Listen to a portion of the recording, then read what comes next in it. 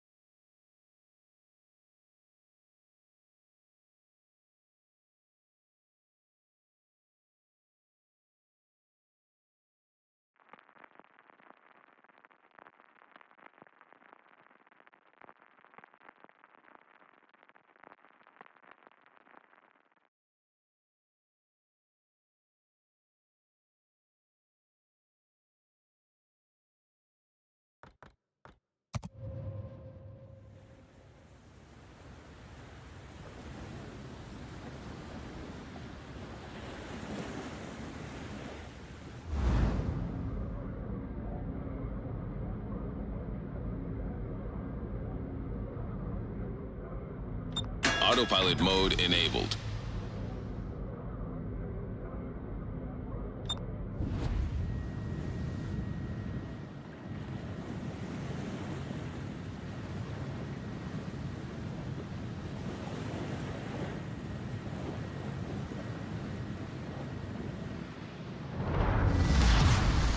General quarters.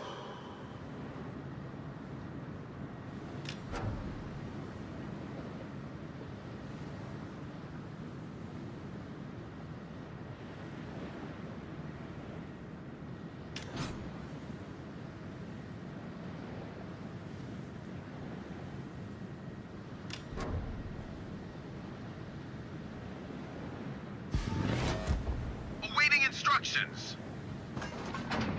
Enemy force sighted on the horizon.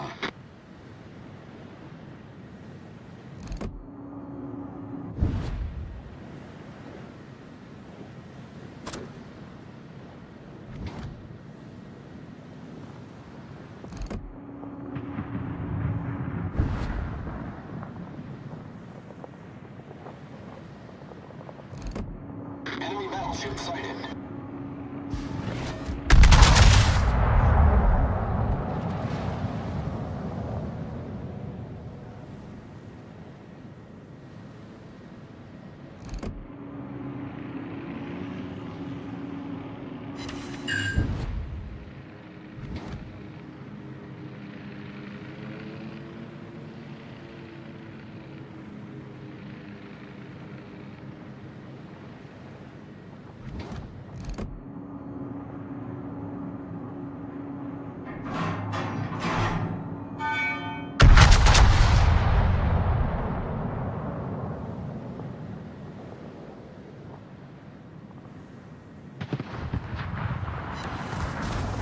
The ship is on fire.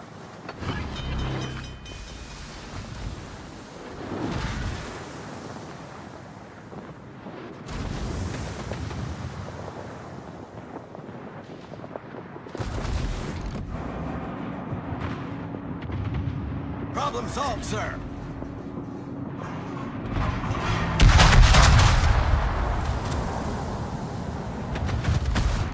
The ship is on fire. Enemy severely damaged.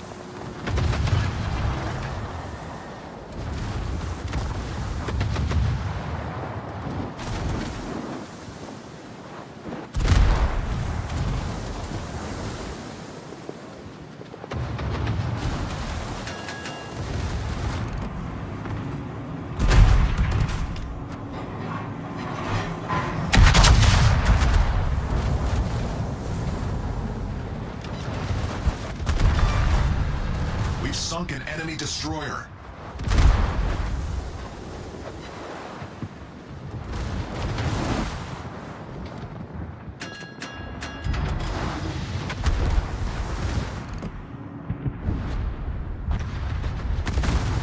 Autopilot mode disabled.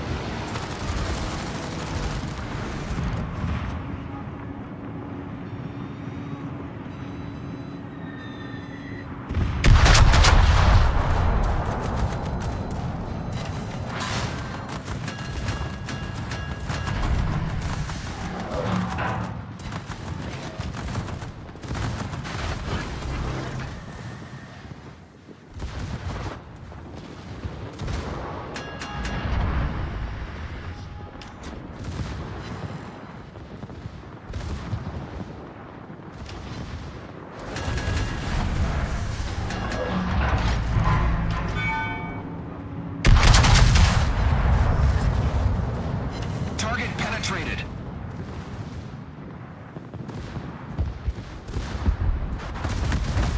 The ship is on fire.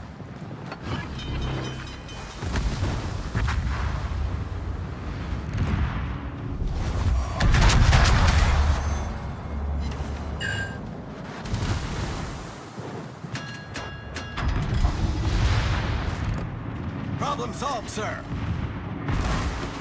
Ship is on fire!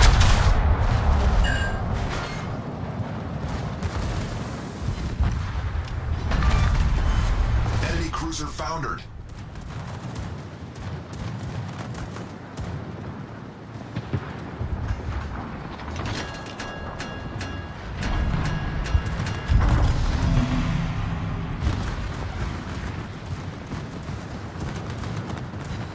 Torpedoes to starboard.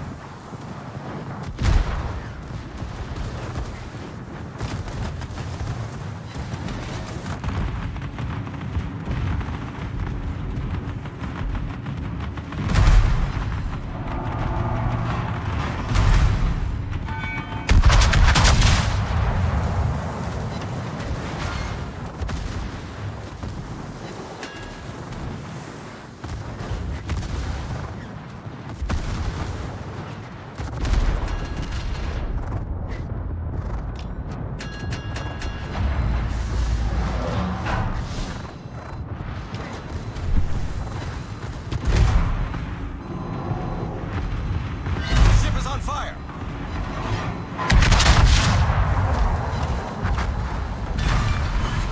Enemy battleship foundered.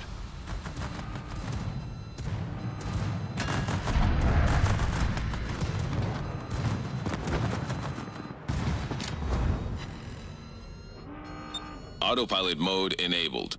Problem solved, sir.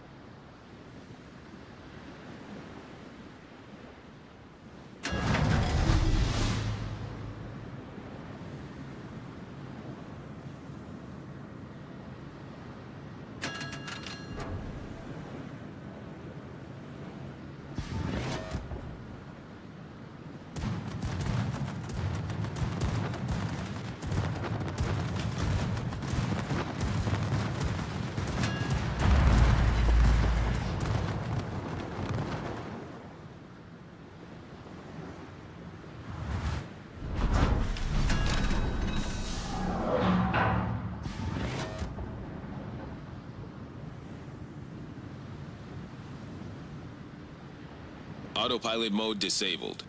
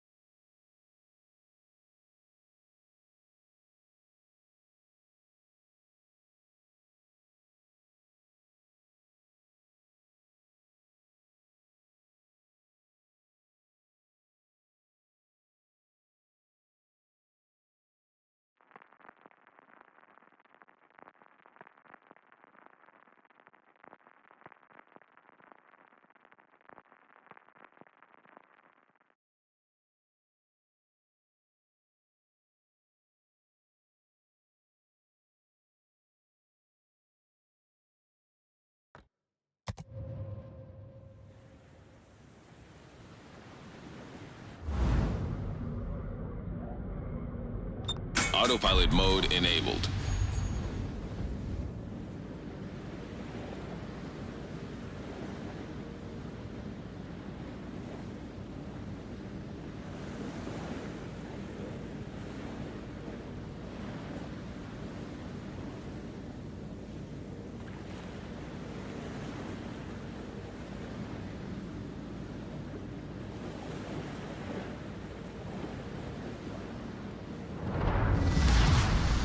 Action stations.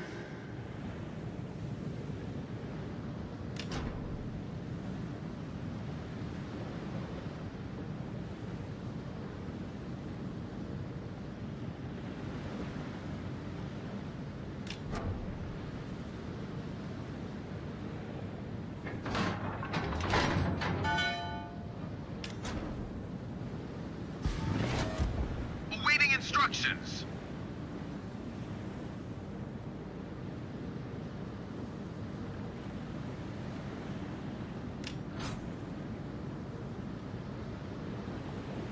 Spotter airborne.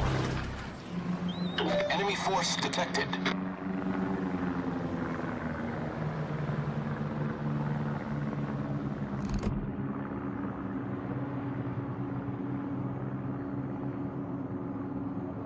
Enemy destroyer sighted. Enemy battleship sighted. Enemy submarine spotted.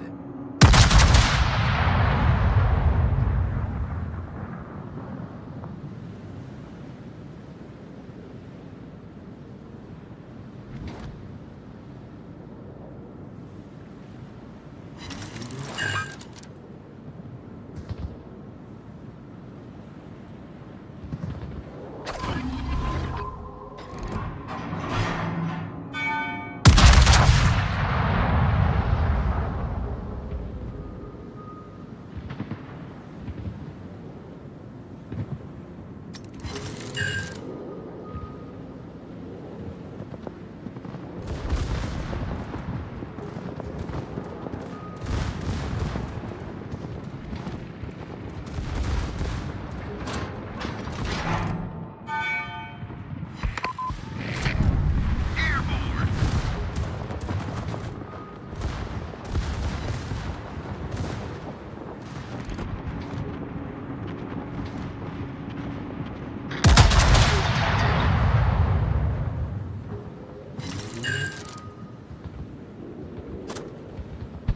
Spotter returning to ship. Autopilot mode disabled.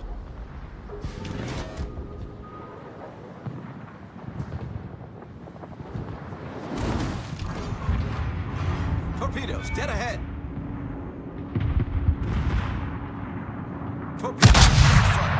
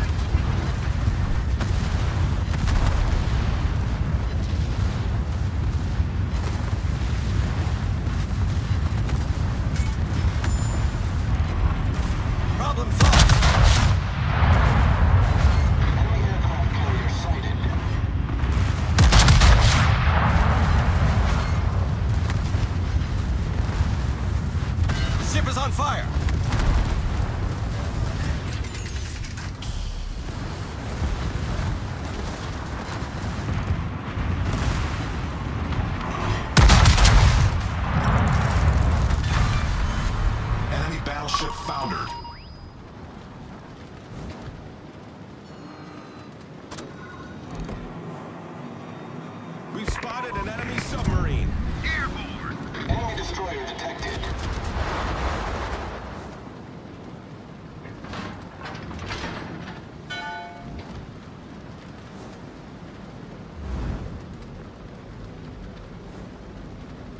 Autopilot mode enabled.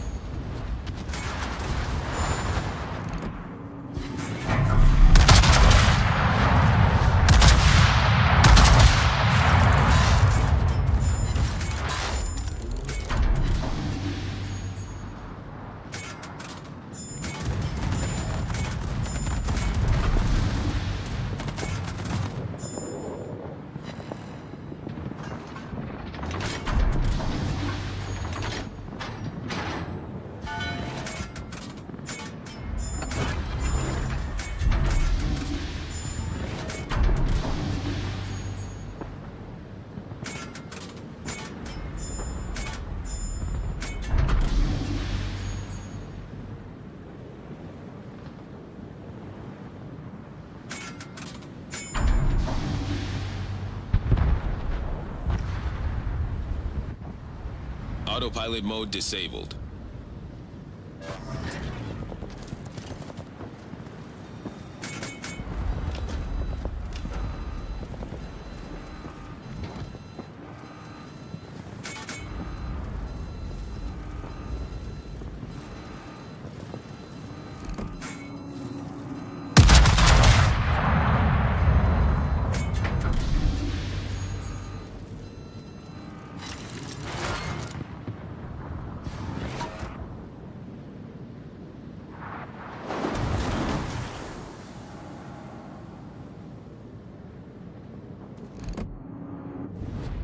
Spotter airborne.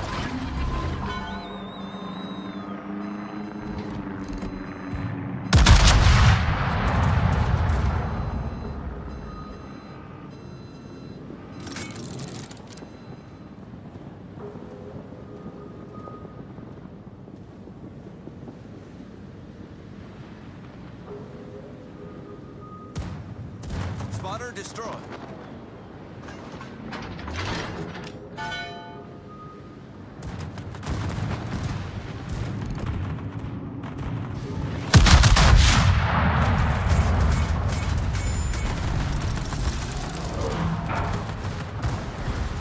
The ship is on fire. Our team has taken the lead.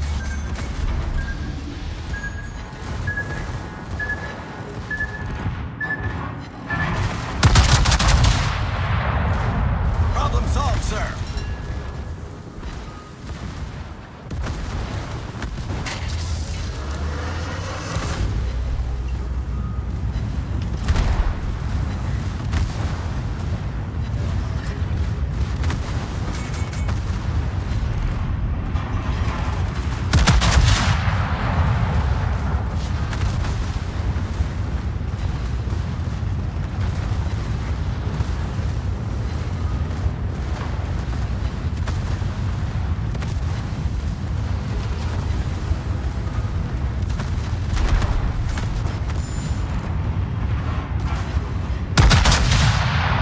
Ship is on fire. Enemy battleship sunk.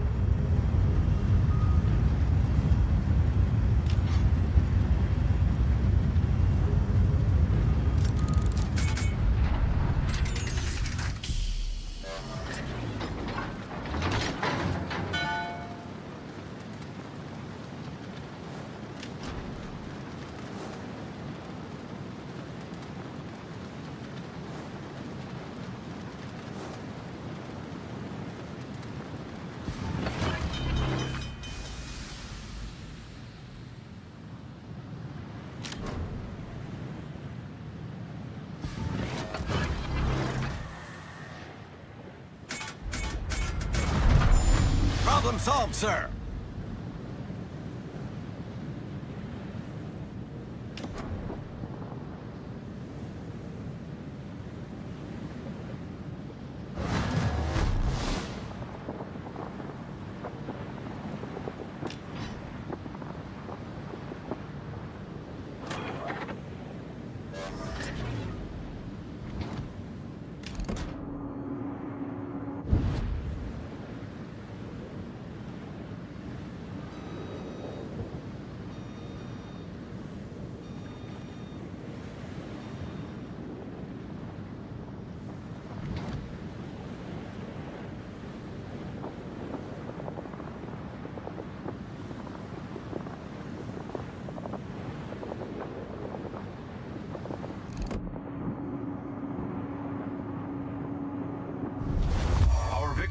in sight. Enemy aircraft carrier sighted.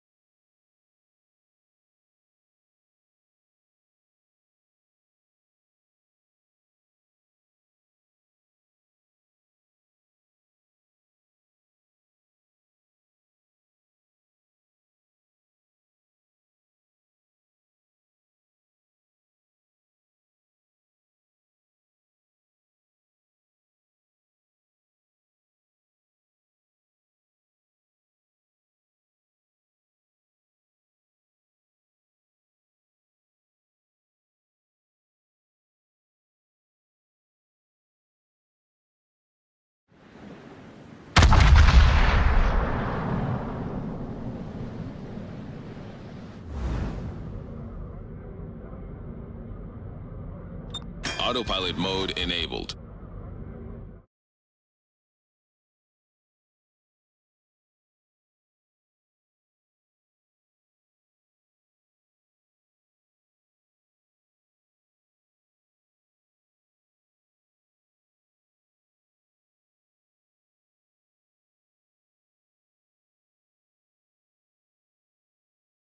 Menu next month to try to lure some price.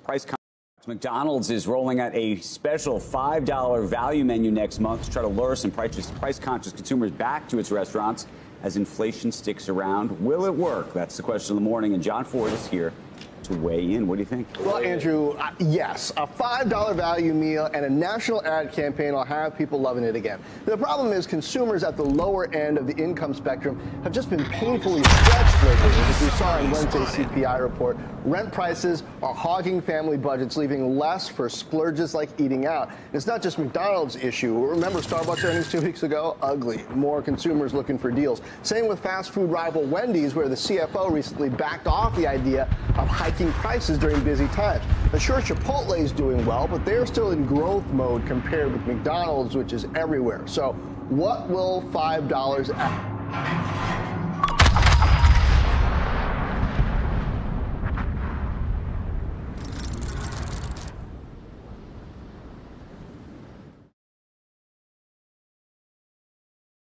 at McDonald's and a value menu get you? Well, it sounds great. You get a sandwich, either a McChicken or a McDouble, which I had never heard of, but apparently it's a budget double cheeseburger with only one slice of cheese.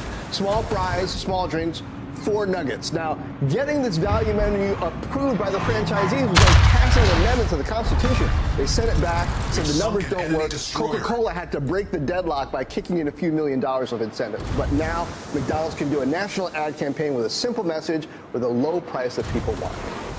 Subsidized. That's hilarious. It's like more than $4 million Coke had to, yeah. Okay, so that might boost traffic in June, but the question is this going to linger, right? Is this discount, what's going to happen when it goes away?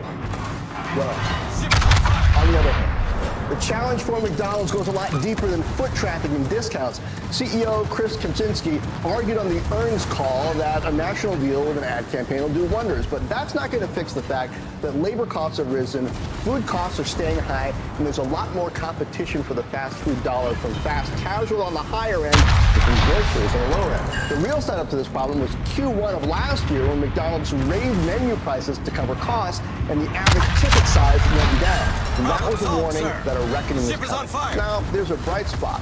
On the technology side, the touchscreen kiosks that are now in 1 in 4 stores are allowing more low-cost sales, and smartphone ordering and delivery are catching up. And that's where the pitch is going to come from for McDonald's, not from value meals and ad campaigns. Franchisees almost blocked the $5 menu because it pinches profits. Yes, McDonald's is going to have to ramp loyalty programs to boost frequency and refresh menus to boost spending. But with labor costs higher, thanks California, the company needs tech, maybe even AI, to boost productivity. Not just lower prices, lower costs. Until we really get automated and robots and everything. I feel bad for people there are people that's their first experience with work. It's an entry-level position and they're going to go away. They're going to go away if you got to pay $25. Will they go away, or will there just be fewer people per restaurant and maybe more restaurants?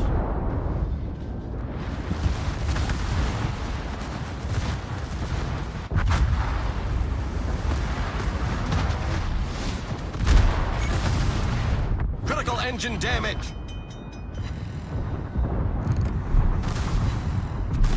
Enemy cruiser sighted.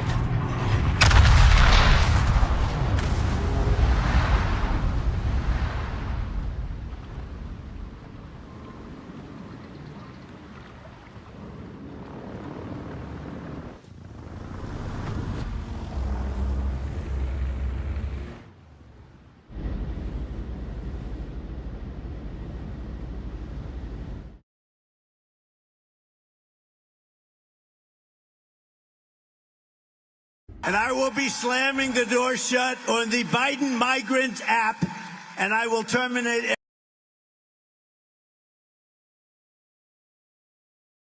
every single open borders policy of the Biden administration as soon as I take the oath of office. Well, that was former President Donald Trump just last night, and just days after the current president, Joe Biden, took executive action at the southern border. That has not resulted in a shutdown, as promised at the border. Far from it. Just yesterday, Fox cameras caught hundreds of illegal immigrants from around the world crossing into Jacumba, California. And in nearby San Diego, Border Patrol released hundreds of migrants at a transit station there. Here to weigh in, retired Border Patrol Chief in Yuma, Arizona, Chris Clem. Thanks for coming back, Chief. We spoke to you a few days ago. What has been your assessment so far? Is this executive action taken on the part of President Biden, is it working? Well, good to see you again. And he took action, but I don't know if it was anything that secured the border. We're 2 full days after it went into effect. In custody numbers are approaching 10% higher, and average daily arrests are already up 20%. So, again, as we talked about the other day and how, we continue to cover this, there was nothing in this executive order that was securing the border, nothing that was given the resources to the Border Patrol agents, whether that was personnel surge of resources, or any kind of infrastructure improvements under this order. So we're getting exactly what we expected, a big nothing burger, and it's not helping the situation at all. Just yesterday, our own Bill Melugin was talking to the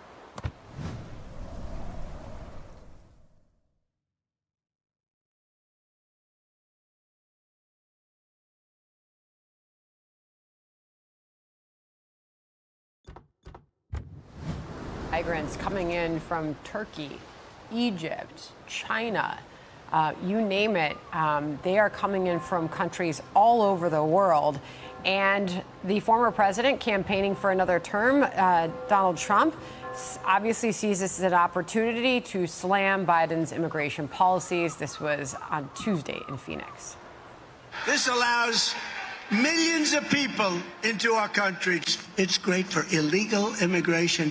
It doesn't do anything. It makes it worse than what you have right now. That was Trump saying it's really pro-illegal immigration, this policy. Your thoughts? Well, it really kind of is. I mean, if you look at it, all it does is say when it hits a magic number or divided by 7 and whatever that is, you don't get to claim asylum that way. But if you go back to Mexico, or you use the app and you are in the queue, at that point you can come in. So it's really signaling a way to, instead of trying to shut them down or clean up the process, we're actually encouraging these people who do not really have the true basis for an asylum to go ahead and get in line and muddy up the system even more. Again, where I get frustrated, and you've heard me talk about this many times, this is about border security, especially when you name those countries where we know that there are have a lot, good countries, but at the same time have a lot of bad actors that flow through there. And that's where we got to be concerned. The president was talking in Arizona, who has had to deal with this. I dealt with this on the front line for several years. I'm actually in Chicago right now. Got in yesterday, I'm here today. And that's what people are talking about. So it's not just a border issue. It is an American issue that's attacking everybody. It is a huge issue. If you're in Chicago, it is what everyone is talking about. They have run out of space. I mean, how long ago was it that we started to see the police precincts filling up with migrants? Then they started sheltering them in the schools, the parks, kicking kids playing soccer out. It's been an issue there a long time. Finally, this is Alejandro Mayorkas. He continues to blame Congress for the problem, and he calls President Biden's action this week strong. Listen. It's all based on what we are experiencing at the southern border, and the numbers that have been identified are based on the limited resources that we have. The president in last year, in August, in October, sought additional resources for our department to strengthen our border security. Congress failed to act. In the absence of those resources, in the absence of congressional action, the president took this strong executive action. Chief, final thought from you on that. Well, Secretary Mayorkas has been directly or indirectly responsible for border security and immigration for 12 of the last 16 years of his position. So for him to blame Congress, I think it starts in his office. He's got a lot of responsibility on his shoulders for this. But also, the House passed a bill, and I've talked about this ad nauseum. H.R. 2 was a border security bill. No one took it up in the Senate, and then they tried to put, some kind of, Frankenstein approach to pro-immigration and nothing to security in that bill. And so we're going to take this action, which again is not a border security executive action. And again, with the president made that announcement with securing the border behind him, it was laughable. I think the American people have woken up. I'm hearing it in the Midwest, and we obviously hear it on the border states. So let's hope we get this resolved and get the right people to make the right decisions to protect America. Chris Clem on all of that for us. Give our best to Chicago while you're there. Thank you so much, Chris. You got it.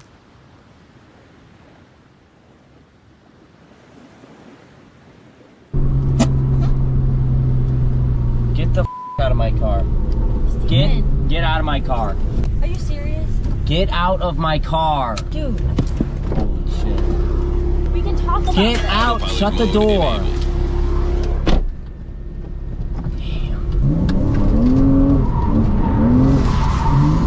Action stations.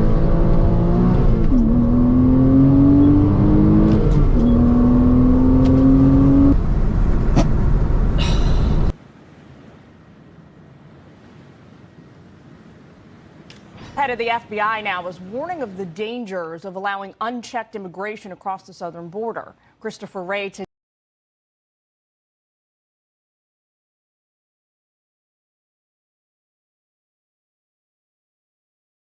today giving testimony up on Capitol Hill talked about how suspected terrorists are now entering the country.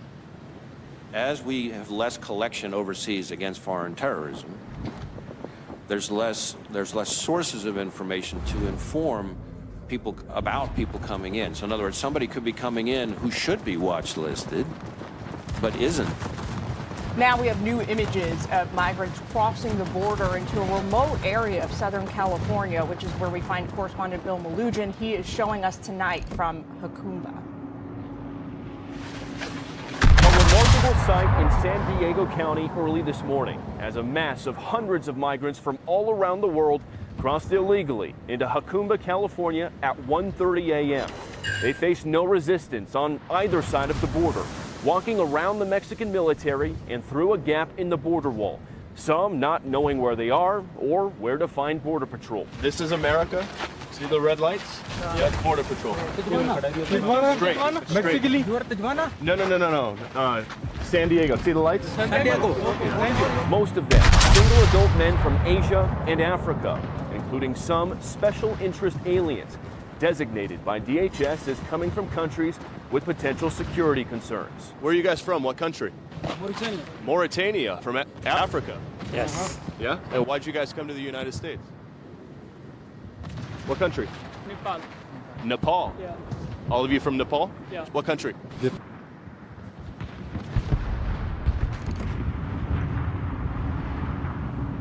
Enemy battleship detected.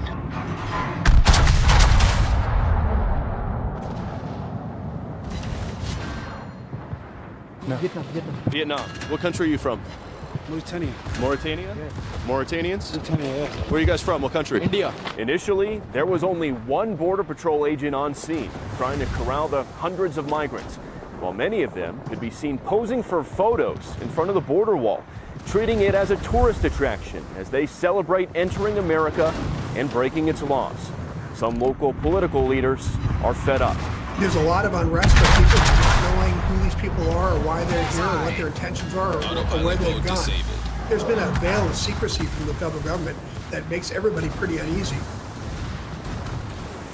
And Jillian, earlier today, ICE confirmed via a statement to Fox News that the suspect accused of shooting two NYPD officers yesterday is in fact an illegal alien from Venezuela who was caught and released at the border in Eagle Pass, Texas last summer, July 2023. ICE adds on top of that, a DOJ immigration judge dismissed his entire immigration case last month. Yet another example, no consequences, crossing the border illegally. Send it back to you. All right, Bill Malugin in Jacumba, California for us today. Thank you. Torpedoes to starboard. Jonathan Turley, you've been following this trial, and let's just get caught up on where you think it is today. I mean, this is, you could all look at this and say, wow, obviously troubled person, an addict who is now having to face a lot of these things that he did with family members and ex-family members. So that's all bad. But from the prosecution standpoint, how do you think they're doing with this case? Well, the prosecution is doing an amazingly good job, in my view. This is a very disciplined case. What's really astonishing is how fast all of the defenses put forward by Abby Lowell collapsed within 48 hours. You know, there was a long argument that the laptop was tampered with. They put it on an agent saying, there's no tampering here. This is real and authentic. They said that Hunter Biden wasn't doing drugs when he signed that. They have a text of him the next day trying to score drugs from a guy named Mookie. And a day after that, doing drugs on the hood of a car, according to a text. And all these other witnesses saying,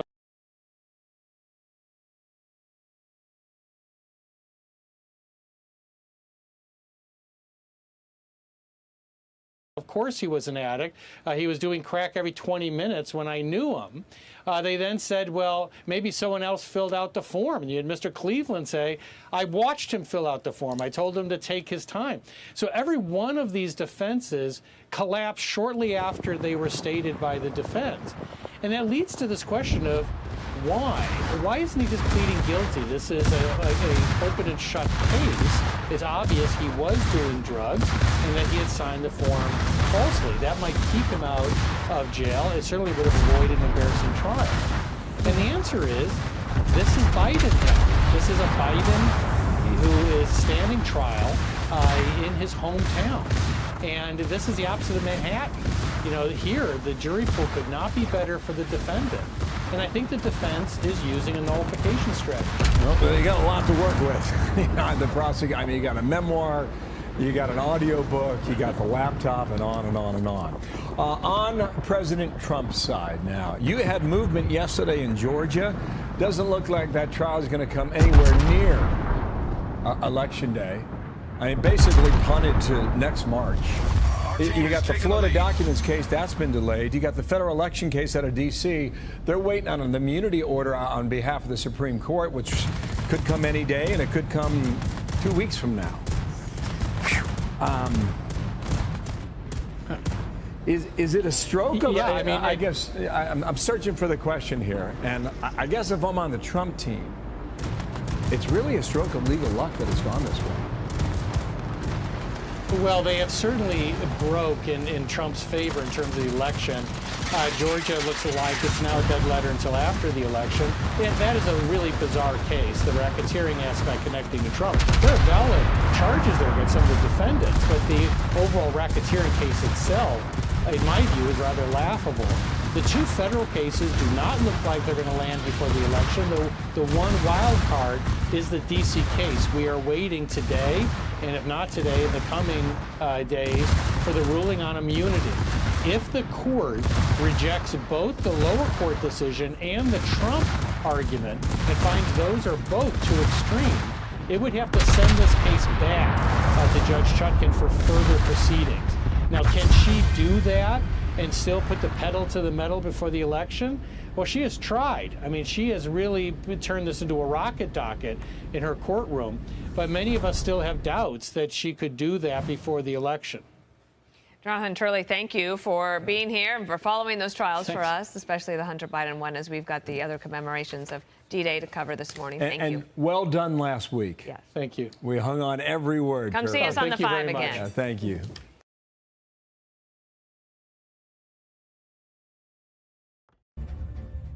Now to our southern border, where officials are concerned the cartels are getting more brazen.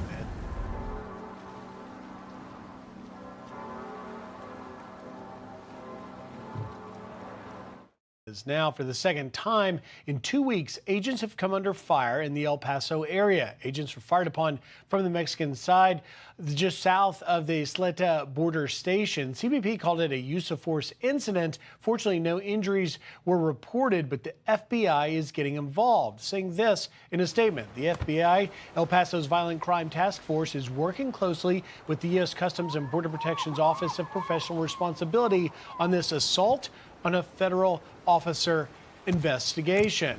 For more on this, We're joined now by National Border Patrol Council Vice President Art Del Cueto and El Cajon, California Mayor Bill Wells. Gentlemen, thank you for being here. Art, I want to go right to you. I've spent a lot of time in the field with you guys. This occasionally happens, but shots fired from the Mexican side has got to set off some serious alarm bells for the safety of agents. No, it definitely does. Look, we know it's a dangerous job. We've known from day one.